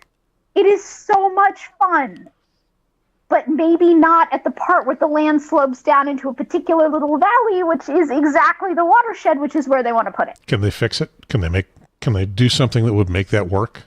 Do we have that technology? And we're too early in the process for Buc-ee's to have, proposed what it plans to do. But I do think it bears keeping in mind. Because this is like the land on one side of where they want to put the Buc-ee's slopes this way, and the land on the other side of where they want to put the Buc-ee's slopes that way. But they want to put the Buc-ee's in the valley, and the valley is where the water collects for the watershed for the Eno River. Yeah, maybe too much to fill and make not a valley out of it with redirecting the water flow around it. I don't know. We'll find out. I'm saying if I were in charge, I would take the Buc-ee's from the side of 4085 merge that they want to put it on, which is that valley point, and I'd put it on the other side of 4085, which is the slope. Although that would still get the runoff of all the gasoline. I don't know what I would do. Yeah. I'm thinking that's the reason that they haven't put a major like fueling station there. There are a couple of gas stations sprinkled around in the area, but they're not in that exact rain pathway. And I'm guessing that's probably why, is because, the people of Durham are like, that's not my problem. That's Orange County. Look, this is your drinking water. This is your drinking water. It is your problem. It better be your problem. Well, pay attention to it. It is up for discussion out there now. So thought I'd bring it to your attention. Some of the folks in the Tuesdays with Tillis is how I heard about it, and they're very much up in arms about it. It does not appear to be anything other than an economic win at the expense of the environment. And I feel like we can find other ways to create jobs that do not poison anybody who wants a glass of water. We are not so devoid of creativity in the triangle that we cannot figure out. Well, I mean, you get people who run big operations, like the Buc-ee's folks, who I've never heard of before, but they run big operations, and they're looking for places to expand, and they are looking at this, and they must realize that there are some environmental impacts to it that have to be solved if they can be solved, and if they can't be solved, then you either don't do it or you pay people off politically so that they let you do it, and then you build something that's a bad idea. That's the way I'm seeing. I mean, it's just the only thing that's happened is that it's been rezoned, and as the Kerry IKEA that never happened shows, rezoning does not make a business appear. Yeah, but that was just a bad... The Kerry IKEA rezoned so that you could have a store with blue and yellow lettering.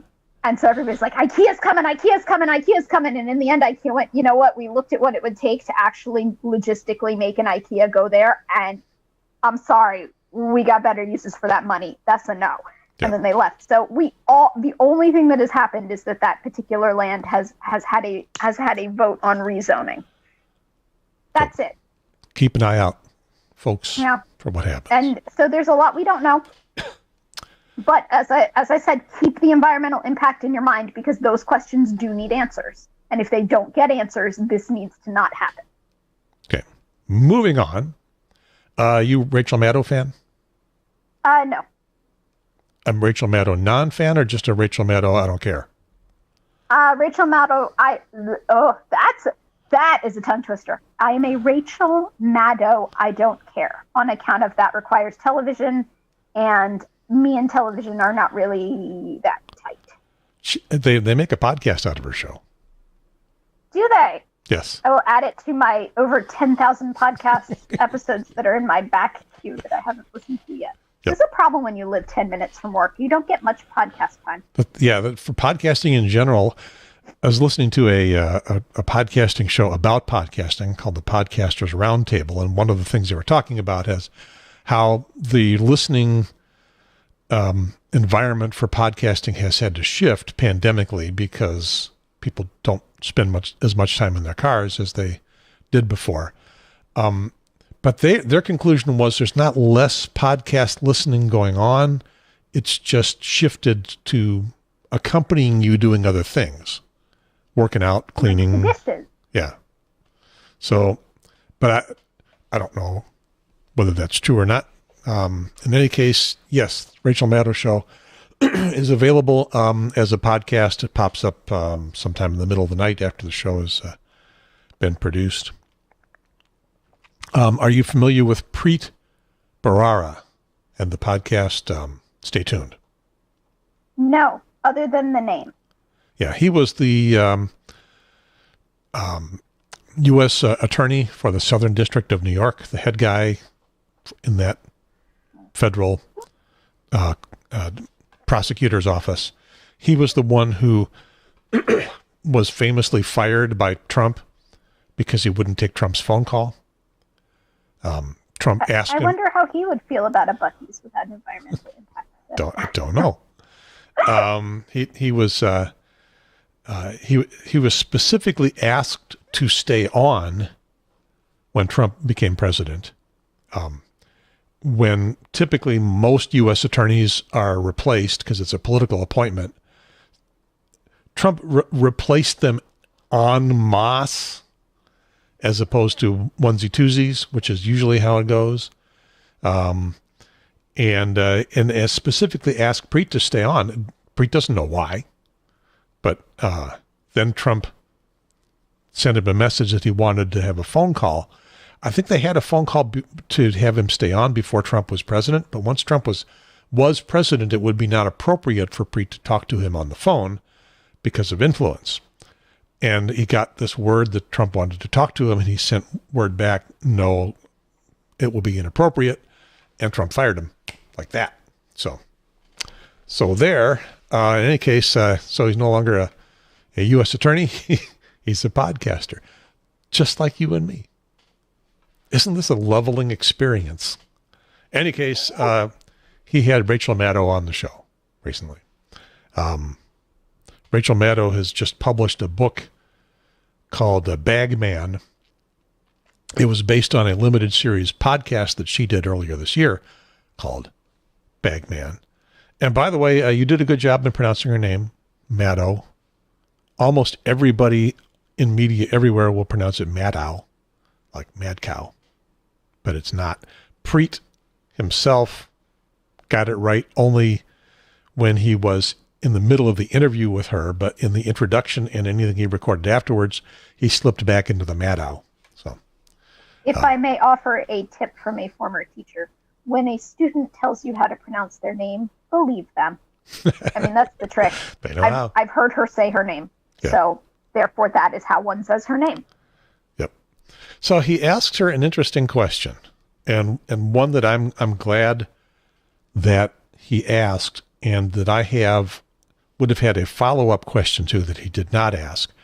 He said, and there's probably nobody who's listening to us who doesn't know who she is, but she's the 9 o'clock show on MSNBC.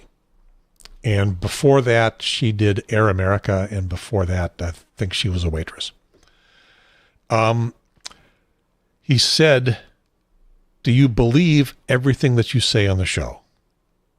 Do you believe in everything that you talk about? Do you believe in all the statements that you make? Do you believe them? And her answer was yes. And then she equivocated on the answer a little bit, saying that sometimes she might soft pedal something that she's criticizing because she may be more angry about it than she says on the show. But in terms of just describing how the state of things, the way things are, do you believe in the? She tells long and sometimes historical stories, and I really like that about the way she does an introduction to a topic. You can be watching the show for 10 minutes and you don't know what the topic is yet. But she's working her way up to a point with a lot of narrative that comes before that, and so does she believe all that stuff? Does she believe her conclusions? And she says yes, but again, she might soft pedal some things that she is disparaging. What I would have liked to ask is, do you think you always tell the full story? Do you leave things out? Everything you say may be something that you believe, but do you leave things out that might change the nature of what it is that you're describing? History is written by the victors. Yeah. And I'm not thinking of the idea of what happens in the news a lot, especially our local news stations, where you have to create a false equivalence because you feel the need to air both sides. Sometimes there is not much of the other side. The other side is pure, unadulterated bullshit. And our local news tends to elevate that, and even some national news tends to elevate that in an attempt to feel like they are providing balance. So I would have liked to have asked her whether she does that, because if I have a criticism of the show, it's like, I don't think I have gotten enough of the whole narrative to understand and to evaluate anything for myself. I think you have left something out.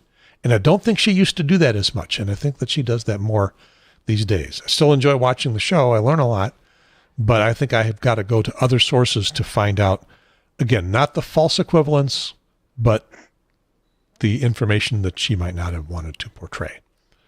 And that doesn't seem honest to me. And so a question is, do we believe everything that we say here on the Triangle Talk Show? No.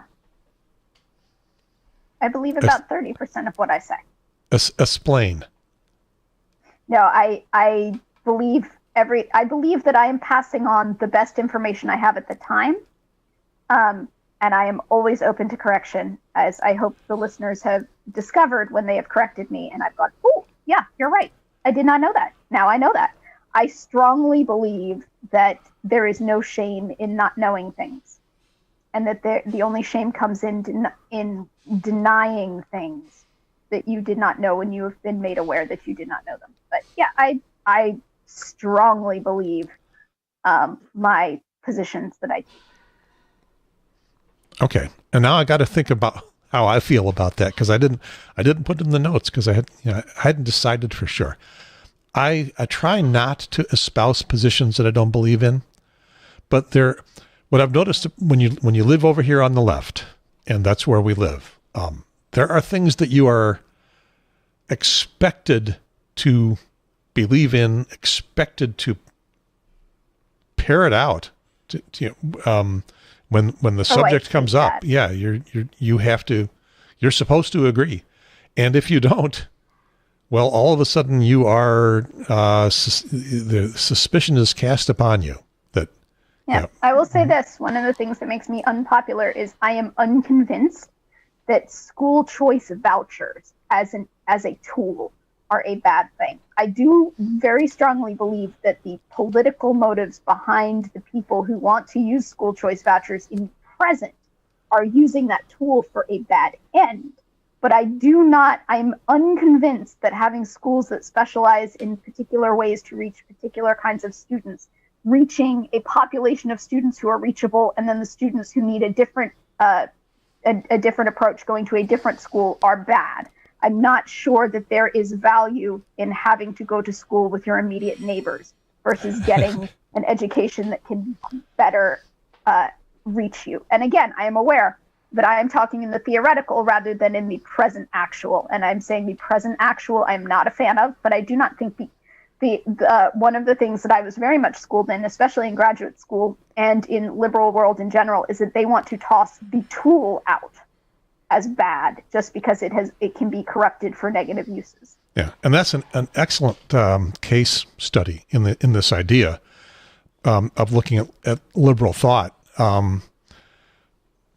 Public school is generally thought to be a very good thing, and private school that exists to the detriment of public school is a bad thing. And the couple ways that could work out is if we take money that could have gone to the public school and give it to the private school, that would be the voucher. Well, could be a bad thing. Why are we promoting the private school? Well, could be because we are racists and we want to have our white children in a school with other white children, not in a school. Which is the actuality and the political leanings of the way it would be used right now, which is what I have a problem with. Yes, but you may continue. And it could also be somewhat looking at the situation with public schools in that some of them are just terrible. Some of them suck. And we don't want to more in terms of like a particular student might have a particular learning quirk. I mean, this happened all the time when I was a teacher. I would teach a science subject, and then other people in my science department would also teach that science subject. And sometimes a student was having trouble connecting with me, like to use my shirt's concept, molar mass. Like they could not learn molar mass from me. But if they went across the hall to the other science teacher, they could learn it from him. I have no problem with that student transferring classes. I want them to learn molar mass in the end. And if they don't like my approach of tap dancing and they prefer his approach of showing movies, God bless you. Learn it.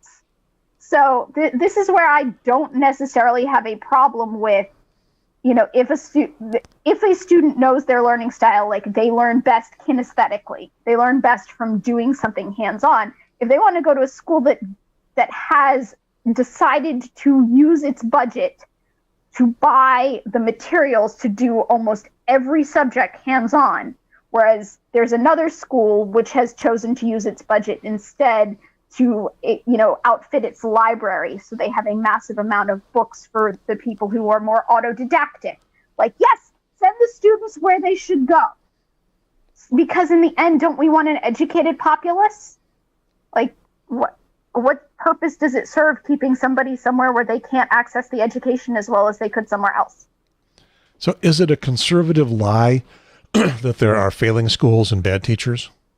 Yes, because there have been repeated studies done, and they found that when they poll people give their own school district a B or higher rating, on the A through F scale, but they give education in general a failing rating.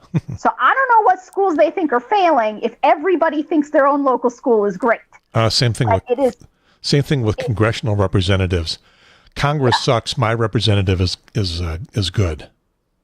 This was part of my graduate education, was that we did look at the couple of studies that tried to find problems with the local schools, or the schooling in America as a whole. And there were some problems. Well, not problems. There were some things where people had ideological differences, such as they don't like the fact that there is a bell system.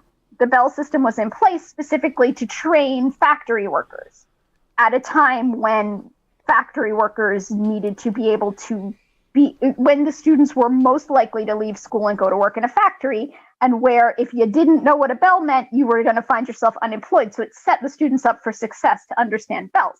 Do we still need bells? like the schools I taught at, some of them had bells and some of them did not have bells. And I tell you what, in the end, all the students learned chemistry. So I don't think we need bells anymore. Other than tradition. But like that's listed as a way that schools are failing. And I'm not sure it's a way that schools are failing so much as it's just an archaic quirk that we can get rid of. It's not a failure because the students didn't learn less chemistry with bells.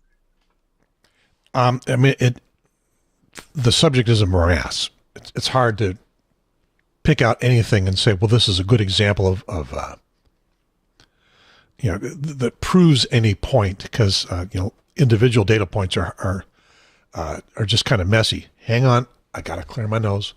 It was my turn to sneeze. I was doing a good job of hiding it here.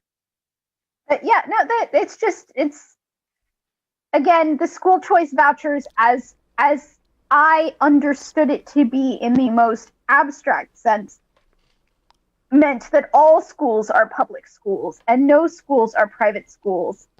The school choice vouchers, as I understood them, did not allow parents to kick in extra money. So all schools are public schools. All schools are state funded. Each student represents, and I'm going to pull this number from thin air, but I think it's based on what the numbers were back when I was a department chair. I think the students bring about $2,000 a head to the school that they attend. Generally, I think that's the number I've heard.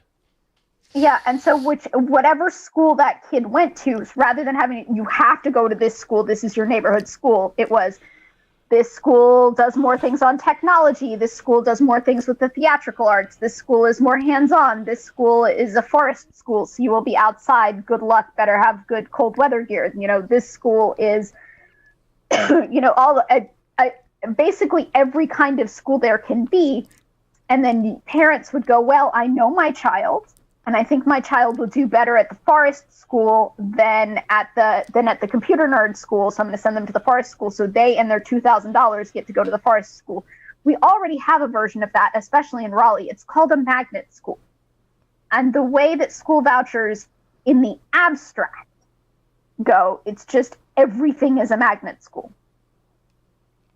And you get to say, I think my kid's going to do best here. Send them there, and the $2,000 a head follows them to that school. Yep. We're well out of my area of expertise and experience. But then you get into well, how can this be mismanaged? And that is when the parents go, okay, my kid's only worth $2,000, but I'm willing to kick in another $2,000 personal dollars of my own to make my kid worth $4,000 to go to this school. And then you get schools that are like, well, we'll take the $4,000. We can buy a lot more books for the library with that. And then you get schools that are resource rich versus resource poor, and you've reinvented private schools somewhat. But I do not think the concept of sending a student to a place where they are going to have their best educational experience is necessarily a bad thing. I think that we can solve the problem of why are we allowing there to be places where a kid would not have a good educational experience a different way, rather than having a Harrison Berger on it where we're like, listen, if this school can't be as well resourced as that school, ain't no school going to be as well resourced. They all have to be at this level of resources. I think we can find a way to go, that school can have, a roof that doesn't leak. All schools need to have a roof that doesn't leak. Okay. I didn't want to get into that level of detail, but I'm not denying you the opportunity to get there. I'll say there's my take on it. Yeah. Which way do I want to go here? I guess where I was going when I asked is the idea of a failing school a conservative lie, because you're going to hear a lot about that. There are schools that have bad textbooks, out of date textbooks. And I have seen the textbooks. Yeah, and why would any school have that situation and not when another school down the road is not receiving vouchers, they just have updated textbooks? Because we tie schools' funding to property taxes, and the whole thing about your neighborhood school is. It's literally your neighborhood's school. Your neighborhood's property taxes are funding that school. And if you live in an area with cheaper housing and cheaper property taxes, your school's getting less money. You know, the McMansion neighborhoods are, because the McMansions cost in the millions of dollars, and property taxes maybe 5%, but that's 5% of $1 million is way more than 5% of like 20,000. It's going to be a richer school. So Wake County, being a large area, averages things out within the county, but then the next county over, Nash County or whatever, being a poorer county. Don't always. There are local assessments that are allowed, and your PTA can do a fundraiser. I mean, they claim they average it out, but they only average some of it out. And you're still, you know, again, the McMansion neighborhoods can afford to have a fundraiser with the cupcakes and, you know, and pull in hundreds of thousands of dollars for, you know, experience auctions from the PTA versus a poorer neighborhood where I used to teach in a neighborhood where floors in living rooms were not guaranteed to be sound. You know, there's no way that their PTA is pulling in that kind of cash to help the school. Okay. The other thing about the interview with Preet, he said, trying to go back to that, was he asked those 30-minute monologues that she does without a commercial break. He asked if those are scripted, and the answer was, well, yes, most of them are. Every once in a while, there's a breaking story that pushes everything else off of the show because it's so important, but it is also so recent that there's not time to write the monologue, and then she's pretty much working off of bullet points. And she does a good job of that, but most of that is the script. And an interesting point of that to me that they didn't talk about was, well, she said that she's a terrible actor. There's a talent to reading a script off a teleprompter into a camera as an anchor or as a show host like that. If you do it well, you don't sound like you're reading. You sound like you're just talking. And if you can't tell when she's going back and forth between just reading or just talking and reading, then that is acting. It's doing a really good job. And she's very good at that. The book Bagman was about a scandal surrounding Nixon's vice president, Spiro Agnew. Were you old enough to be aware of Spiro Agnew? Is it even before your lifetime? Before my lifetime, yes, but am I aware of him? Also, yes. That was dinner table conversation because my parents survived Nixon. Also, there is a podcast, one of those investigative journalism podcasts, all about Nixon, Watergate, and Spiro Agnew, and I wish I could remember the name of it right now. But if you look for it, you'll find it. Yeah, I remember listening to a podcast that took you carefully through Watergate and brought up a lot of things that I don't remember from history or, not even in All of the President's Men. I don't remember the name of the podcast either. It's probably we're thinking of the same one. Yeah, it's a good one, and it's only like 7 episodes long because it's a podcast like Serial that is meant to be only a specific length of episodes. It's a good one. Grab it, listen to it on your commute once Blur's day is over and the pandemic is done, and you can go back to work for hours and hours in traffic. So the point of Bagman was that Spiro Agnew was a crook. He took bald-face bribes when he was in Maryland government. He kept doing it when he became the Maryland governor, and he kept doing it once he was vice president. Literally, people would show up at the White House with cash, bribing him for something. He tried to, according to the podcast, he tried to expand that into things that he had some control over as vice president. That didn't really work. And I'm not sure what his connection was to the old Maryland stuff, but he was still raking in money from that. And he was getting caught for it, but totally overshadowed because all Watergate was happening at the same time. So that was the point of Bagman. The Nixon administration was a shit situation. Yeah, it was. In any case, that podcast is still available, and I enjoyed listening to the podcast. I don't know if I'm going to read the book because I'm not into reading that much anymore, but the podcast was fun. And we have done our 2 hours. Mm-hmm. You're at Mom's. My earbuds are probably not going to survive much longer because they only have about 2-hour battery in them. All right. And Mom's making dinner, right? Bluetooth earbuds. Mom's making dinner? Mom is making dinner. She's already come in here and closed the blinds. Not that anybody can see. Like, even if you expanded my camera, you couldn't see the blinds. Because it's dark. You closed the blinds. Oh, wait, no. Chocolate.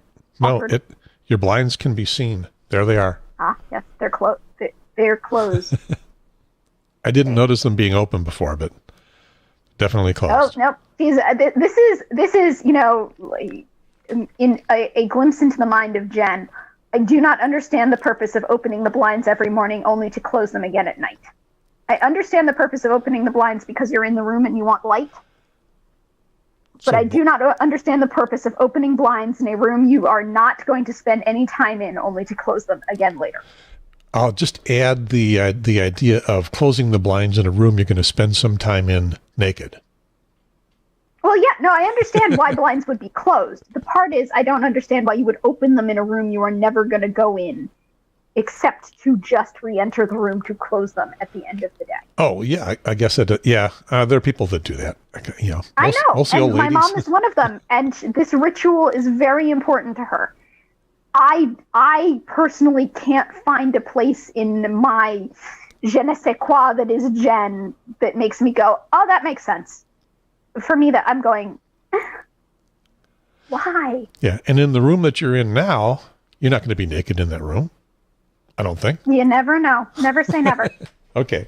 But I mean, if you decide to walk through it naked, maybe close the blinds in anticipation or turn out the lights or something. Or just give the neighbors a show. It's their... Give the neighbors a show, man. Anatomy is not shameful. Yeah. Is their fault if they're peeking in your windows enough to tell what's going on? Shameful. Yeah, exactly. I believe, there's more stuff we could do. We could do a 3-hour show, but we both got to go. So we will not be talking about Wonder Woman 1984 or Midnight Sky. I don't think most anybody will be talking about Wonder Woman 1984. Yep. I have seen it. It was the Christmas movie, but a lot of things happened, but my takeaway was it was unremarkable. It is unworthy of remark. It happened. It was on a screen. I did mention at the beginning of the show something about an A-B comparison. This is the B.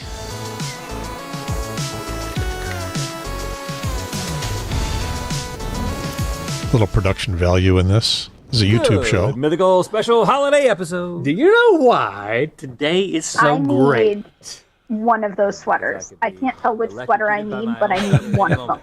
One of them is a... yeah, it's not plugged into a battery. For those on the audio-only podcast, we've got one sweater that looks like Santa on a green background with spiders. It's being worn by the guy who looks the most like the Viking, and the other one looks like some sort of like plaid gift wrap. It's being worn by the guy who has the shorter hair and shorter beard and glasses. Put your hands inside of he in fact described his sweater as a gift wrapped present. No. Use these little hands right here. Maybe next year. And then grab me. Maybe next year. Okay. I do need one of those sweaters. You voted on top favorite moments of GMM from 2020. Okay, so which means this is almost over. Yeah. This is a program called Good Mythical Morning. Turd melt supreme of a and year well, it is these days coming out of Los Angeles. It was originated by a couple of guys from NC State in North Carolina. This is the last thing so they were in a News and Observer story about podcasters who have made it big, well, YouTubers actually, who have made it big from North Carolina. And this, for example, this particular show, which came out on Christmas, has had 500,000 views almost. And these guys make millions of dollars a year off of YouTube. God bless. Let's begin with clip They number always 5, find where it something all to begins, monetize. The miracle of childbirth. Is my baby used for a specific task? No. Can my baby get wet? So they're doing a bit. I think he would be okay if it got Yep. wet. But it wouldn't be okay if it got wet while it was doing the thing that it's designed to do. Does my baby plug in? So those two cannot see it. They're dressed in scrubs, and one of the Viking is wearing a lab coat, and the one with the short hair and the glasses has a candle. Put this thing in a bag? Supposedly trying to look like he's got it stuck in a vagina that he doesn't have because he's a dude. Yes. And he's talking about the candle as his baby, and he's trying to figure out what his baby is with the other guy playing the doctor. And the candle is the Gwyneth Paltrow candle that smells like her vagina. Yeah, she does. Yes. Oh, is my baby a candle? There's one of those, is there? You didn't know about that. Which candle is Oh, no. One in my vagina. And I think I could have lived a whole good life not knowing about that. Melt. And when they melt, they... Now you too can smell Gwyneth Paltrow's. Oh, no. Nope. Nope. Yeah. No. Nope. Did you get... Why is it moving? Okay. Is my baby Gwyneth Paltrow's vagina candle? Link! Push! Oh, I don't know if I want to see this. Oh, it's not. This smells. Okay, so my point in playing any of that was, first of all, this creativity originated in North Carolina, and now go back to the beginning of the show and see whatever it was I was doing, and I've completely forgotten about it now. Also, Jen's face. I'm sorry. I'm still reacting to the existence of the candle. Yeah. Not one that would be burning in my house. Did anybody sit down and talk about, like, just because you can doesn't mean you should with her? Just imagine the idea that you produce something like this and you put it out there for people to buy, and whether people are ever going to actually light it up and find out whether that's what it smells like, they're going to buy the hell out of it just to have it sitting on the shelf. No. Yeah. Oh, no. Yeah, people are going to do that. No. And so now... Listen, I'm a woman. I have that kind of anatomy. Even I don't think that it is the kind of thing that you want to perfume a room with. And if you do perfume a room with it, you probably need to take a shower. Yeah. Yes. It's just checking technology here. Anatomy is not shameful, but like a room that smells like vagina is perhaps too much. And on that note, just remember, compare this show and that one. Those guys make millions of dollars off of YouTube. And I get monetized by Warner Music Group for the 50 cents or so they might make off of the show. Is there that big a difference between that show and this show? I mean, I don't have a beard, but otherwise I can look like a Viking. Yeah. I think our entertainment value is not that different. And yet, there they are. This has been episode 127. Pardon this podcast. Mr. Trump, please pardon this podcast. December 27th, 2020, last show for the year. And are we willing to admit who we are? I'm Nanny Jen, who does not like the idea of a Gwyneth Paltrow vagina-scented candle. Sorry. I need to be pardoned for having put that on the show and made you so react. I'm Gary Pierce, the active-ish, and this has been the Triangle Talk Show. Over. And may all acquaintance be forgot and never brought to mind. Should all acquaintance be forgot and extinguished in the flame of Gwyneth Paltrow's candle. Ugh. And out.